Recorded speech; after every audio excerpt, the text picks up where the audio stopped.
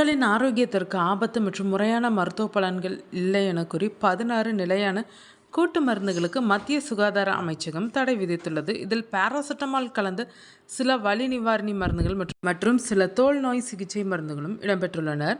இந்த மருந்துகள் உற்பத்தி, விற்பனை மற்றும் விநியோகத்திற்கு உடனடியாக அமலுக்கு வரும் வகையில் தடை செய்யப்பட்டுள்ளனர்.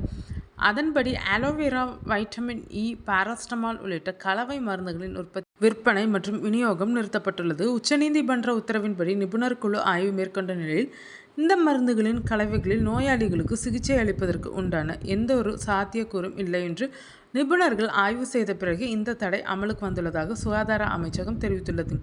சிகிச்சை ரீதியான நியாயம் இல்லாததாலும் பயனை விட ஆபத்துகள் அதிகம் இருப்பதாலும் இந்த நடவடிக்கை எடுக்கப்பட்டுள்ளது. மேலும் மத்திய அரசால் தடை செய்யப்பட்டுள்ள இந்த 16 மருந்துகளையும் தயாரிக்கவோ, விற்பனை செய்யவோ, விநியோகிக்கவோ மற்றும் பயன்படுத்தவோ கூடாது என்று தெரிவிக்கப்பட்டுள்ளது. தடை செய்யப்பட்ட தயாரிப்புகளில் அமாக்சிலின், செஃப்ராக்சிம் மற்றும் செஃபட்ராக்சில் போன்ற நுண்ணுயிர் எதிர்ப்புகளை கொண்ட கலவைகள், வலி நிவாரணம் மற்றும் வயிற்றுப்பிடிப்புகளுக்கு பயன்படுத்தப்படும் மருந்துகள் மற்றும் கற்றாழை அடிப்படையிலான பல தோல் பராமரிப்பு மருந்து கலவைகளும் இடம்பெற்றுள்ளனர். அதாவது தடை செய்யப்பட்ட காம்பினேஷன் மருந்துகள், நீரிழிவு எதிர்ப்பு மருந்து கலவைகள், தசைப்பிடிப்பு நீக்கி மருந்துகள், வலி நிவாரண மருந்துகள், தோல் மருத்துவ தயாரிப்புகள் மற்றும் நுண்ணுயிர் எதிர்ப்பு மருந்து அடிப்படையிலான தயாரிப்புகள் உள்ளிட்ட பல்வேறு சிகிச்சை வகைகளை சார்ந்தவை என்பது குறிப்பிடத்தக்கது.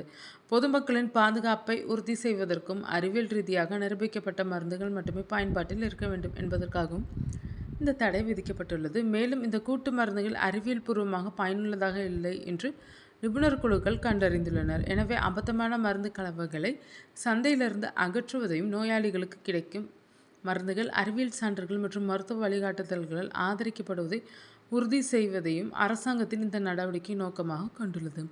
மேலும் இவை மனிதர்களுக்கு பக்க விளைவுகளை ஏற்படுத்த வாய்ப்புள்ளதாக தெரிய வந்ததை அடுத்து மருத்துவக் குழுவின் பரிந்துரையின் பேரில் மத்திய அரசு இந்த நடவடிக்கையை மேற்கொண்டுள்ளது. பாதுகாப்பான, பயனுள்ள மற்றும் அறிவியல் பூர்வமாக சரிபார்க்கப்பட்ட மருந்துகள் மட்டுமே பொதுமக்களுக்கு கிடைப்பதை உறுதி செய்வதே இந்த நடவடிக்கையின் நோக்கம் என்று அரசாங்கம் கூறியுள்ளது.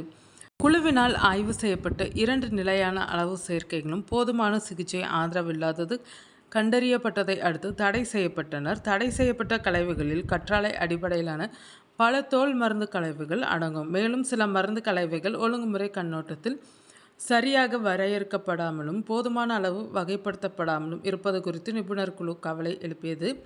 இந்த மருந்து கலவைகளில் சில அவற்றின் உருவாக்கம் சரியாக வரையறுக்கப்படாமலும் போதுமான அளவு பண்புபடுத்தப்படாமலும் இருந்ததால் ஒழுங்குமுறை கண்ணோட்டத்தில் மேலும் சிக்கலானதாகி கூடுதல் விமர்சனங்களை பெற்றனர் என்று ஒரு நிபுணர் கூறினார். மருந்துகளின் பகுத்தறிவு பயன்பாட்டை ஊக்குவிப்பதற்கும் நோயாளிகளின் பாதுகாப்பை வலுப்படுத்துவதற்கும் மேற்கொள்ளப்படும் தொடர்ச்சியான முயற்சியின் ஒரு பகுதி இந்த சமீபத்திய நடவடிக்கை என்று அதிகாரிகள் தெரிவித்துள்ளனர்.